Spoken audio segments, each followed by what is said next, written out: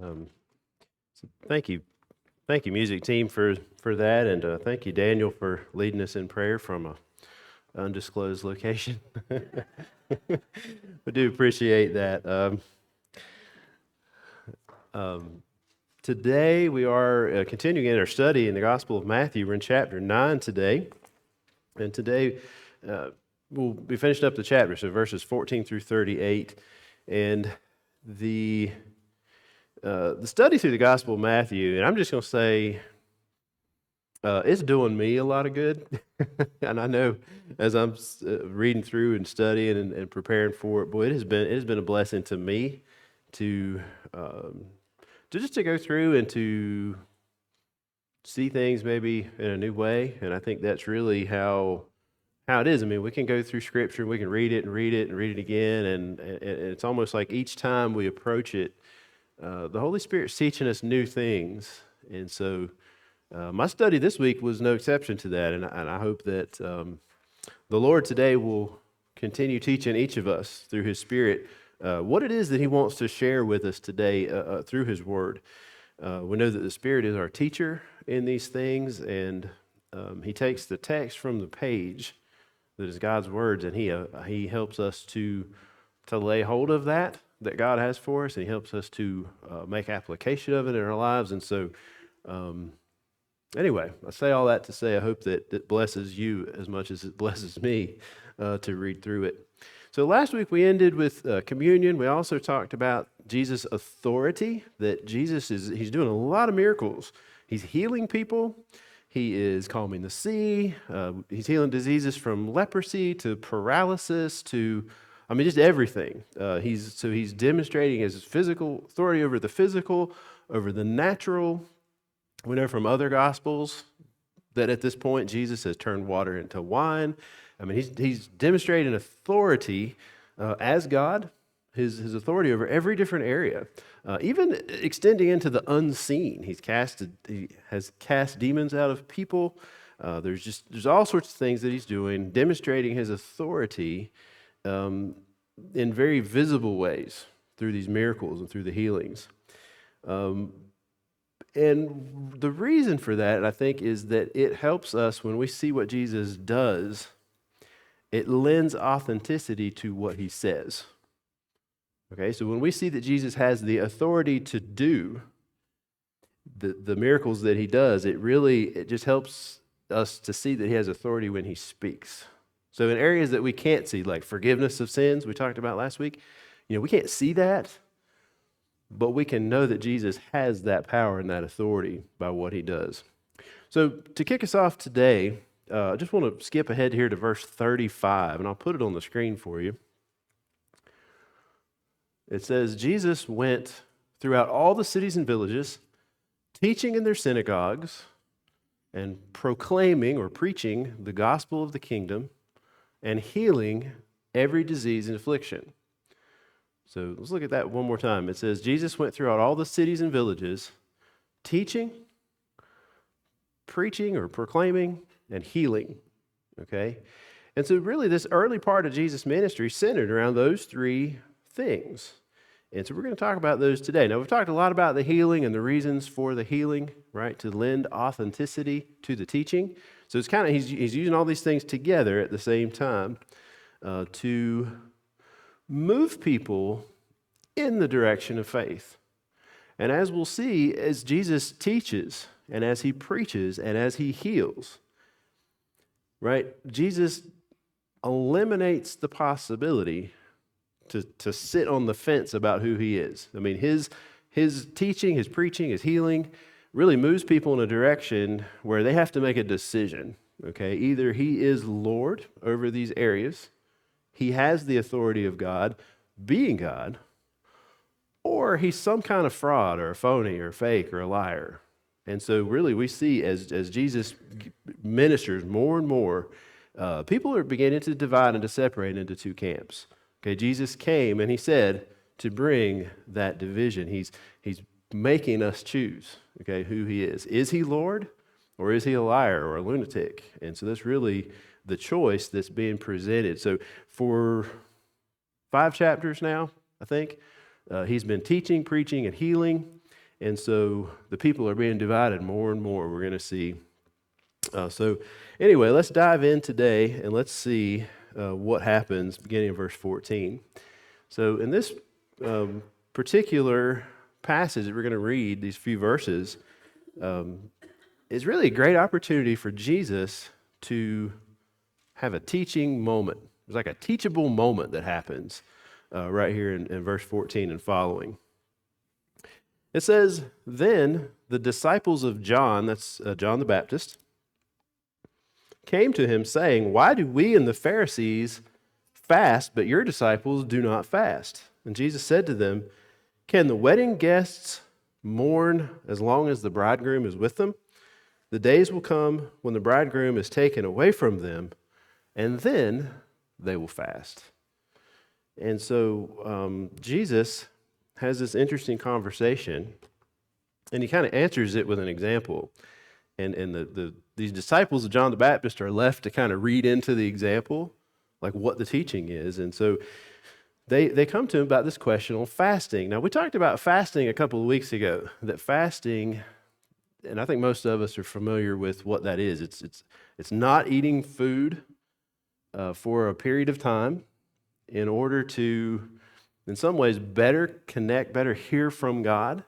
The example we used, which I said at the time may not be a good example, it may not be helpful, but it's kind of like having a face-to-face conversation with somebody and taking your phone and like putting it away so that you can have like this eyeball to eyeball, like you matter most right now. It's not this, right? You know what I'm saying? So it's fasting kind of does that. It's like, it's a way that helps me to hear God better, okay, in a sense. That's the purpose behind it. So the disciples of John the Baptist are coming to Jesus and they're saying, why do we fast? And why do the Pharisees fast, but your disciples don't fast? Like, it's almost like a foregone conclusion that you ought to be fasting, right? I mean, anybody who's anybody spiritually ought to be fasting. That's kind of the assumption. But Jesus answers with this thing about the wedding guests and the bridegroom. And he's really saying to them, if they're willing to hear it, what he's saying is that, okay, the need for fasting right now has gone away. And the reason for it is because if you really go back, which I think we could do this with lots of traditions. If we go back to the traditions that we have and we really ask ourselves, why are we doing this? I think it would be helpful. I think a lot of Christians, we have a lot of traditions, and we don't necessarily always know why we do them. So in a sense, Jesus is asking him, like, well, what's the purpose of fasting? Well, it's better to hear from God. But Jesus is also telling him, if you're willing to hear this, he says, I'm here with you. This is God speaking to you. God is with you. Like, I'm here. I'm Emmanuel, Jesus is saying. I am God with you. You want to hear from God and you want to hear from him better through fasting.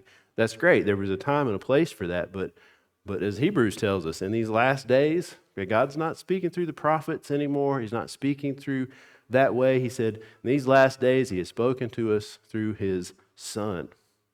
So if you want to hear from God, right now at this moment, Jesus is saying, okay, it's not about fasting. Listen to me, look to me, Jesus is saying. You are hearing from God. And Jesus is not saying, okay, fasting's not a thing anymore. He actually indicates that there's a time coming when, fasting may be appropriate again. So he's not saying don't fast. But really, it's think about, why are we doing this tradition, and what does it, what's the purpose of it? But Jesus goes on and says, on the topic of fasting and traditions, he says, no one puts a piece of unshrunk cloth on an old garment, for the patch tears away from the garment and a worse tear is made. Neither is new wine put into old wineskins. If it is, the skins burst and the wine is spilled and the skins are destroyed. But new wine is put into fresh wineskin, and so both are preserved. So he's using a couple of examples here, and so like the cloth, and I'm old enough to remember it. I'm sure some of you are too. It used to be when you go buy clothing, especially cotton clothing, like cotton t-shirts especially, used to be you'd buy those things and you'd kind of have to factor in the shrink. You'd go buy it and you think, okay, I'm going to buy it a little big because when I take it home and wash it and dry it, what's it going to do? It's going to, okay. I think some of my clothes are shrinking still. I'm not sure, but you had to account for the shrink, okay? So anyway, cotton's really bad about that, and some other fabrics as well. So we don't have that as much anymore. You buy pre-shrunk clothing it's already done for you. But what Jesus is saying, you can't take the new and use it to patch the old. So like you don't take unshrunk cloth and use it as a backing to repair the rip in the old, because you put the unshrunk cloth on, as soon as you wash it once, what's going to happen? It's going to shrink, and they're not compatible, he's saying. And to kind of further illustrate it, he uses this thing of wineskins. He says, and this one's probably kind of a little bizarre for us because we don't do this today, but in those days, they used to make wine they'd crush grapes down and mash them with their feet and whatnot, and then they would put them in a wineskin. So picture a piece of leather, like a leather, like a wineskin, like a bottle. They'd put the freshly crushed grapes and juice and skins and all that in the wineskin. They sew it up, and when wine is working, it's kind of just like yeast with bread dough. It gives off gases like CO2, so it swells up. So when they'd put the new wine in the new wine skin, that animal skin had some stretch to it, had some give. And so it worked out. You'd sew it up, it would be kind of airtight, and the gas would go off. The skin would stretch as the gas came out, and it all was good. But what happened is that wine skin, once it got some age to it, it would get brittle. The stretch would be stretched as far as it's going to stretch. And then, if you would put new wine into that, it couldn't handle the expansion. And so what would happen? You put this new in something that can't handle it, and it's going to pop. Big mess. And so Jesus is illustrating here. He says you can't put the new with the old. It's not going to work. And so I've puzzled over that passage, but I think what Jesus is saying here, because he'll go on to illustrate it in other ways, but Jesus did not come to patch up the old way of doing things. And so when we read through the Old Testament and we see the covenant that God made with Israel, this covenant was called the law. It was on Mount Sinai. Jesus did not come to patch up that covenant, to make a couple of tweaks and additions, deletions. He didn't come to tweak it, patch it up, and then offer it to the world for salvation.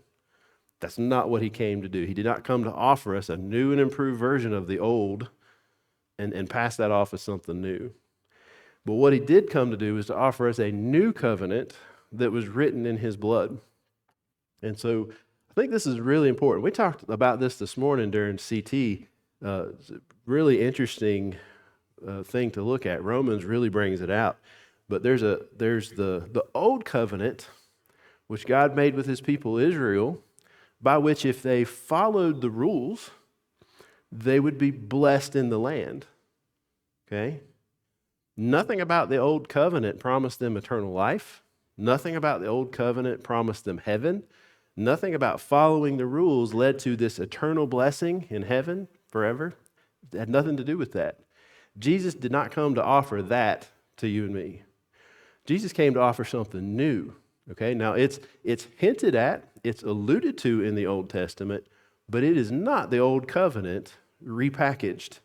Okay? It's something new. New covenant, not by rules, but by grace. And this new covenant carries with it not the promise of being blessed today in the land, living your best life now. It's not what it's about. It's about heavenly blessing. It's about eternal life. Okay, it is not the same covenant. And Jesus said the two things, they are incompatible. You do not put the new on top of the old. But yet, a lot of Christians today do not understand that principle. Okay, and just as an example, I know Christians today that, if you were to ask them, why would God let you into heaven? Okay, they could say, well, Jesus died on the cross for me. Okay, but at the same time, they're trying to put the new together with the old. And I know Christians today that they go back to the Old Testament and look at that old covenant, and they say, I need to keep the dietary laws. Like I know Christians that abstain from pork and shellfish and things, thinking that if I follow that, God's going to bless me today in the land. Okay, he's going to bless me, and God has to bless me because I'm following his rules. Okay, that's not the new covenant that Jesus came to offer. Other things, I mean, Sabbath keeping, there are people who are very adamant about, I've got to keep the rules that God laid out under the old covenant as part of my new relationship with him by faith. And those things are not compatible. They're not the same thing. Jesus did not come to say, keep the rules from the old covenant and believe in me. That's not what it is. But he came to offer you and I eternal life through believing the gospel. And it is not by works, it is by grace, through faith. And so, and the blessings, like I said, are very different. The old covenant, they were blessed in the land. God promised them that he would defeat their enemies, that he would protect their crops, that he would give them health, that he would expand their borders, and he would do all sorts of things for them. The new covenant does not promise us those things today in a material way, but we have actually a better promise. Okay, so Jesus promises us something new that the Jews did not get under the law, which is eternal life.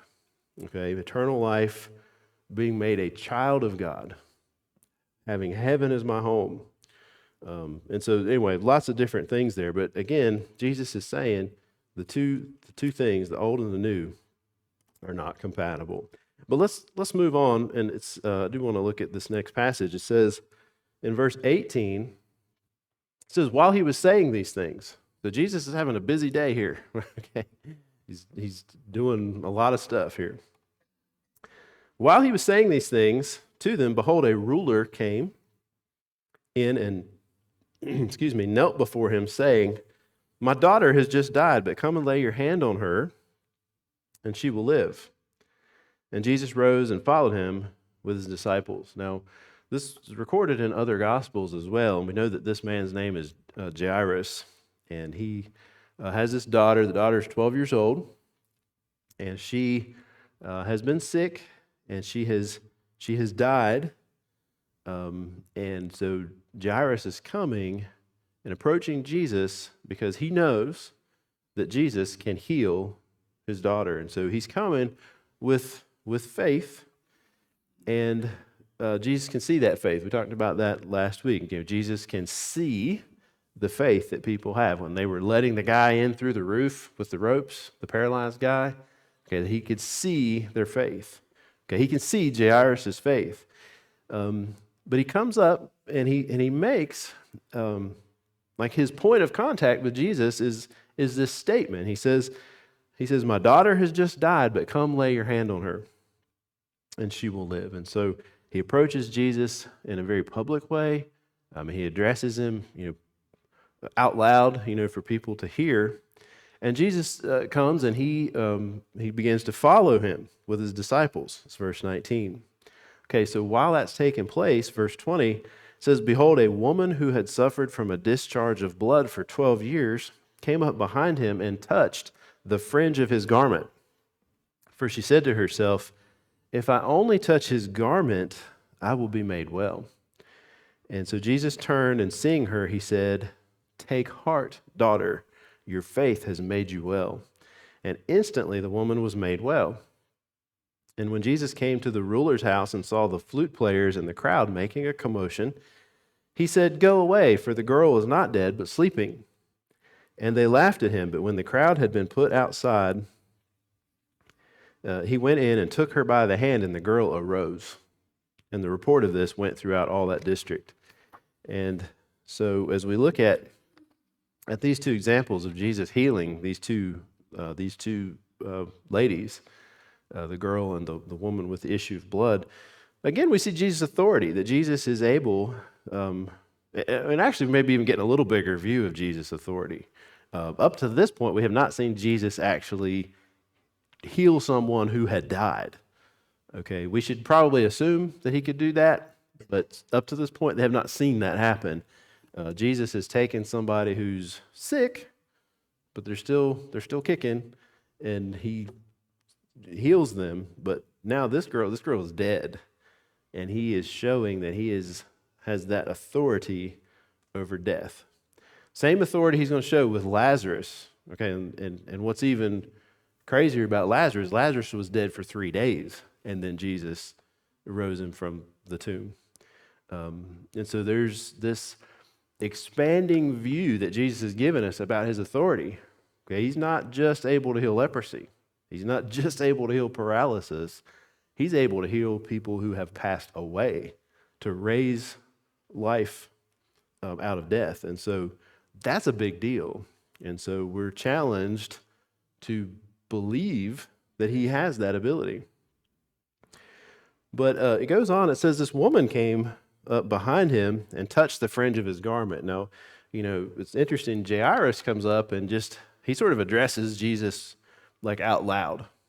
Says, come to my house. I believe that you can heal my daughter.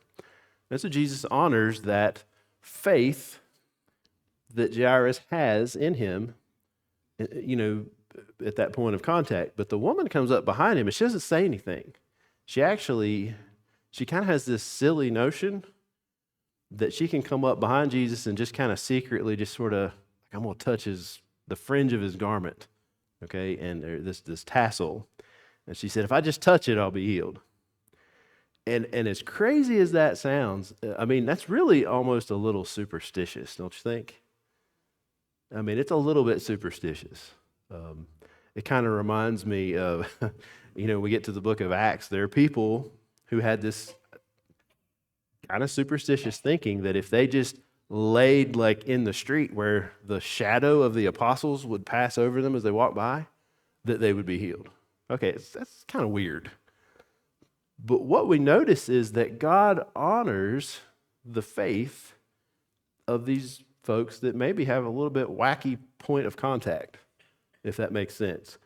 But what he's not doing is he's not necessarily authorizing like the way in which they came to him, but what he is honoring is their faith, and their faith is in the correct object.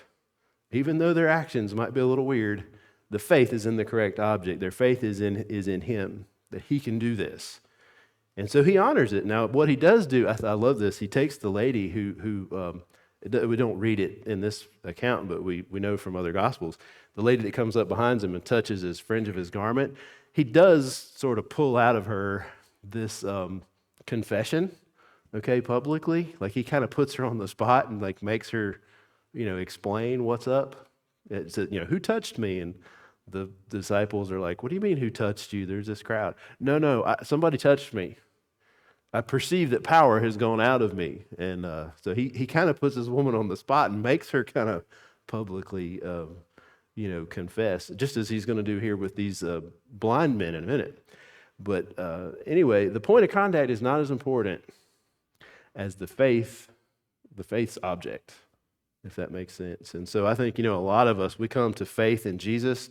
And for some of us, it looks a little different. Some people came to faith in Christ and it looked like, I'm going to walk the aisle and come to the front, or I'm going to pray a prayer, or I'm going to, I had this emotional moment, or what, there's lots of different points of contact that people have, which not as important, I don't believe, as the object of their faith. Does that make sense? And so that's what's important, is the object of our faith. Is it Jesus? Do we believe that he is Lord? Do we believe that he has this power? Do we believe that he died, was buried, and was resurrected? And do I believe that he did that for me? Jesus is willing to honor that. As wacky and as goofy sometimes as we are in our actions, he can see that faith, and he wants to honor it if it's in him. So, but we go on. It says that Jesus came to the ruler's house. So back to the Jairus and the daughter. It says he came to the house, and they saw the flute players and the crowd making a commotion. So as we said the other day, in that culture, when somebody died, they pretty much buried them the same day. And their idea of a funeral service was to have, so very quickly after someone would die, they would have, if they could afford it, they would have flute players show up, and they would play. And depending on the wealth of the people involved, okay, they would hire professional mourners, wailers. These people, they would hire them to come, and as odd as this sounds, they would come and they would just cry and wail and scream their brains out. And I know we're thinking, okay, don't sign me up for that at my funeral. Do not have that. Do not want that. But in that culture, that was the norm, and it was actually a way of expressing, like letting out the grief through that crying, that wailing. And so it was, in our culture, it seems to be more about when somebody dies that's close to us. I mean, there's this feeling, maybe our culture teaches this, that we kind of need to like suck it up, hold it in. You just kind of deal with it on the inside. Well, in their culture, they just let it out, let it fly. It's good for you. Let it out, So that's what's happening. Jesus is showing up, and that's what's occurring. These people they're playing their flutes, they're screaming, they're wailing, they're sobbing, and just Jesus walks into that environment and says, the girl is not dead, but she's sleeping. And it says they laughed at him. They I don't know. I mean, it's kind of weird. You don't know what you would do in that situation, but they laughed at him. And it says, but when the crowd had been put outside, he went in, took her by the hand, and the girl arose. So Jesus demonstrates his authority over death, that he is Lord over that realm. And so I think it's interesting as we read these chapters, Jesus' authority is expanding, or at least the way we're seeing it bigger, hopefully. It's either that or we're seeing him as a bigger fraud. Okay, he either has this authority or he doesn't. But it continues. It says, as Jesus passed on from there, so pretty quick sequential event here. It says, Jesus passed on from there, 2 blind men followed him, crying aloud, have mercy on us, Son of David. When he entered the house, the blind men came to him, and Jesus said to them, so he puts them on the spot, and he questions their faith. He wants them to say it. They'd kind of already said it a little bit, that they have faith. They're calling him Son of David. Okay, that means they're calling him Messiah. That's what that term kind of means. Have mercy on us, Son of David. Okay? Jesus says, do you believe that I'm able to do this? Okay? Do you believe it? And that's what he's looking for. Again, Jesus is looking for that faith, because faith is the conduit through which Jesus is going to bring his authority into their life, that he's going to bring that grace into their life. Okay, so he's looking for that faith. He says, do you believe? And they said, yes, Lord. It says he touched their eyes, saying, according to your faith be it done to you. And their eyes were open, and Jesus sternly warned them, see that no one knows about it. But then they went away and spread his fame throughout all that district. In a sense, like, can you blame them? I mean, I know Jesus said not to do it. He said, don't go out and tell everybody, but how do you keep something like that quiet? What Jesus has done in your life. I mean, these guys formerly were blind. So think about all that means. They're probably walking with a cane. I guess they did that in those days. They have to feel their way around and stuff. I mean, everybody that knows them are going to notice that these guys now can see. No, I don't need your help. I can find I can see the potholes in the road. No, I can see to make myself a sandwich. I can do these things because I can see. Well, what do you mean you can see? I thought you were blind. Well, I'm not anymore. You could see that would occasion a lot of conversation. And so it's kind of tough for them to not make that public. And I think, as we allow Jesus to change us, it's going to be pretty tough to keep that under wraps, right? Well, anyway, it says that they spread his fame throughout all that district, and it says as they were going away, it says, behold, a demon-oppressed man who was mute, so he couldn't talk, was brought to him, and when the demon had been cast out, the mute man spoke. And the crowds marveled, saying, "Never was anything like this seen in Israel." But the Pharisees said, "He casts out demons by the prince of demons." So, we won't take time today to talk about demons again. We kind of covered that a couple of weeks ago, but just suffice it to say, so this man was possessed by a demon. Jesus cast the demon out, and the effect that this demon was having, among other effects probably, was that it was keeping this man from being able to talk. And so Jesus liberated this man. He brought freedom to this man's life from this spiritual oppression. But as Jesus is going, like we said earlier, he's making people get off the fence and decide either he's Lord or he's a fraud. And so you see people who are coming to him by faith, and they're experiencing that grace in their life, but then you see also a growing opposition to him. The scribes, at the beginning of chapter 9, now the Pharisees, they're growing in their opposition. They're saying, because they can't deny the miracles, but somehow this guy's got to be a fake.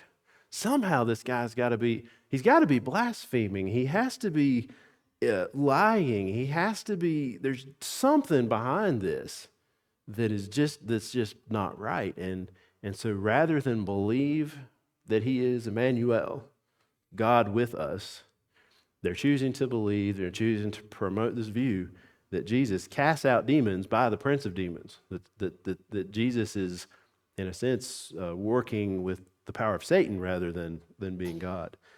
And so we're going to see that opposition, of course, continue as we go throughout the gospel.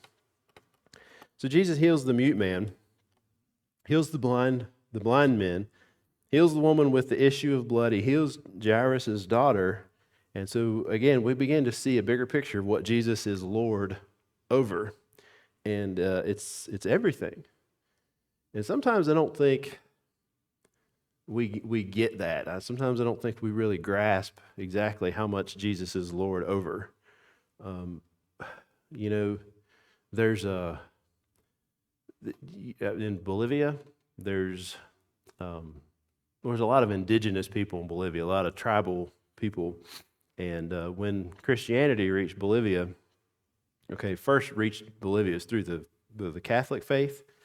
And so Catholics came and they began to teach the tribal people, and they began to sort of introduce the idea of Christianity, in a sense, to the people.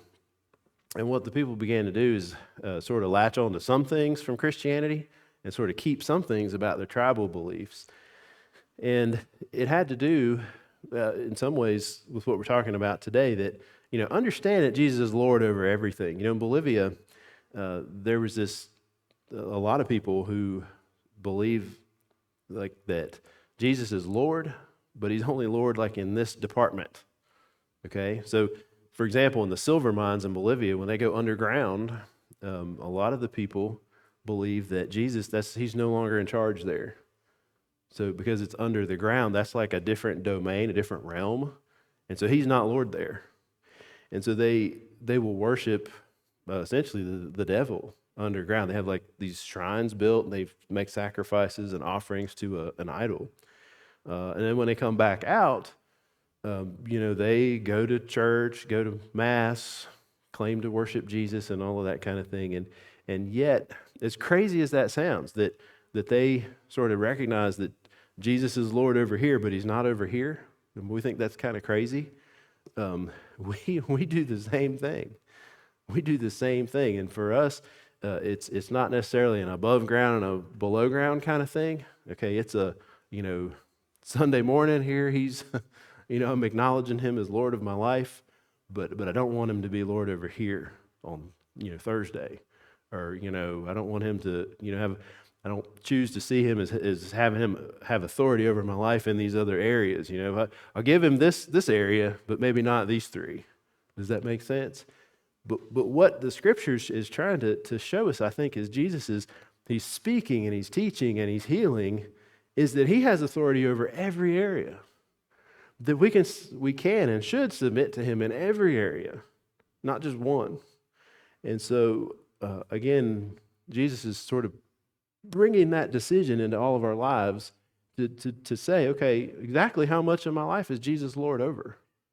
I mean, anyway, he's asking us to make that decision.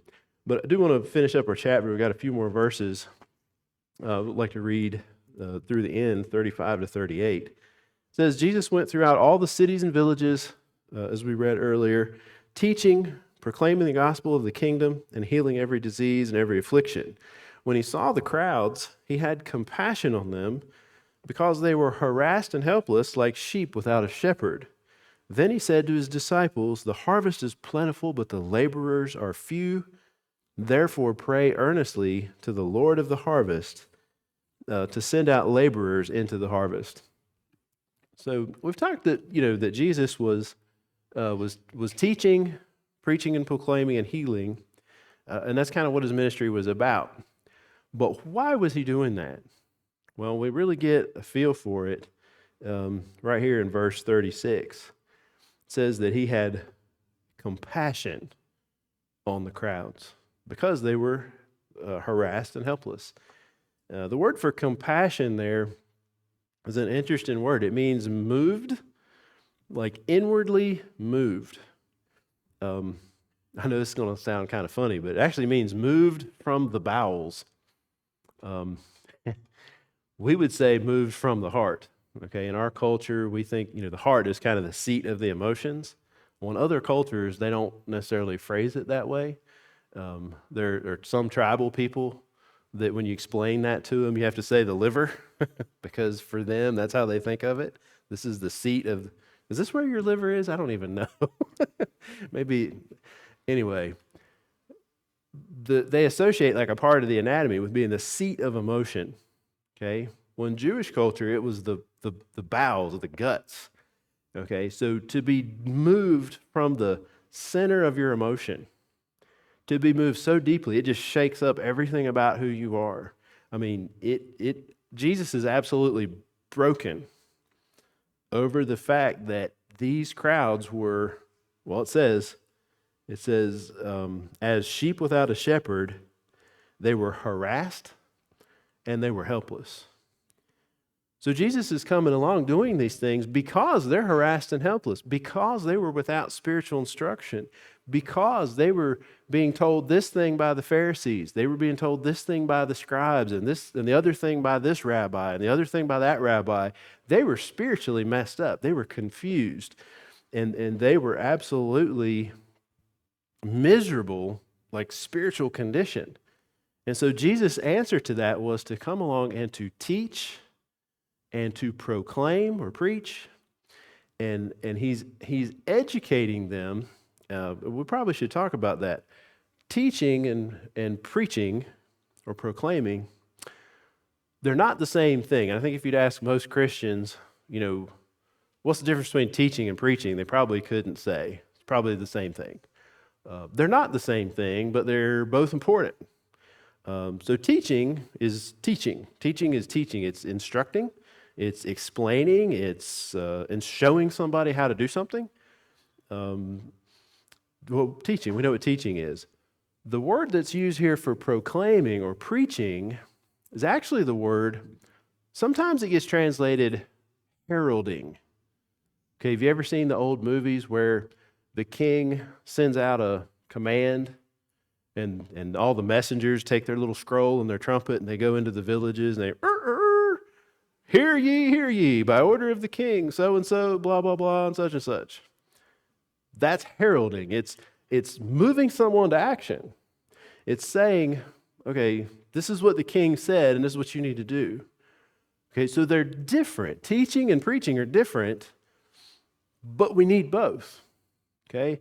If you're someone with an automobile, like let's just say you are a driver. Okay, you just learned how to drive. You've got your own car. You've never driven before. You've never owned a car before. Preaching would be rotate those tires, change that oil, make sure your sticker's up to date, get your inspection. Okay, you're moving somebody to do something that they need to do. But all of those things don't help if they don't understand. They haven't been taught. Here's the dipstick. This is what oil is. Here's where you put it in at.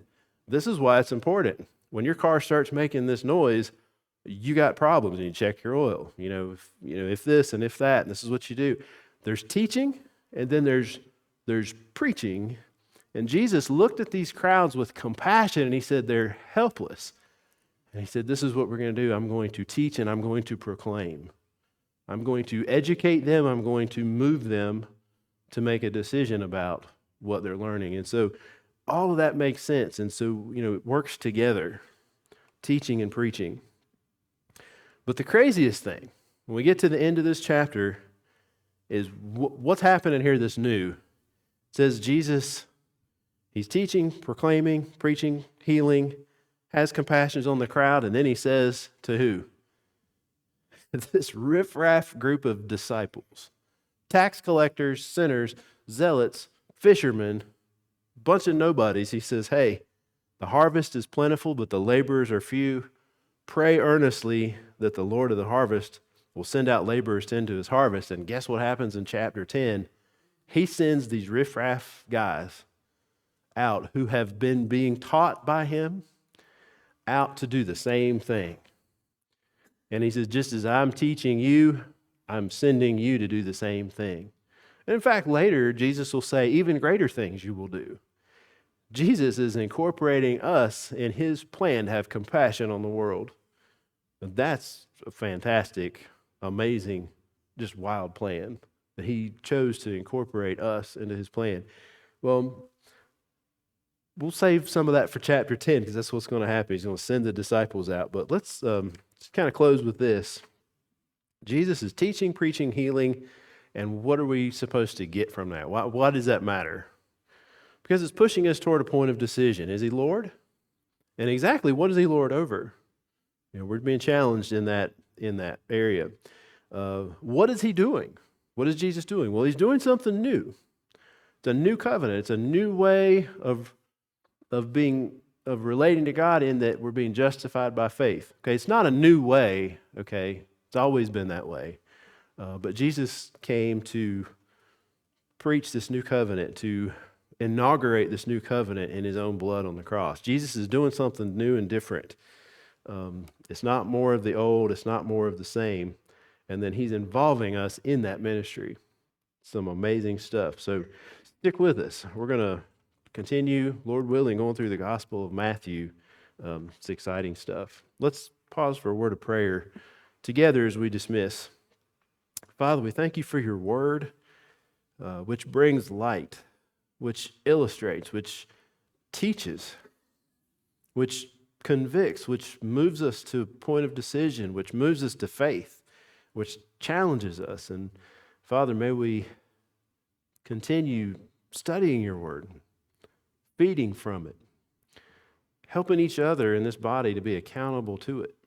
Lord, we just thank you for the great opportunities that we have today to not be harassed and helpless, to not be ignorant of the scriptures. Father, we just pray today that you would teach us, that you would guide us, Lord, that we might live more spiritually successful lives. Lord, that we just thank you for these opportunities to do it together in this place. In Jesus' name, amen.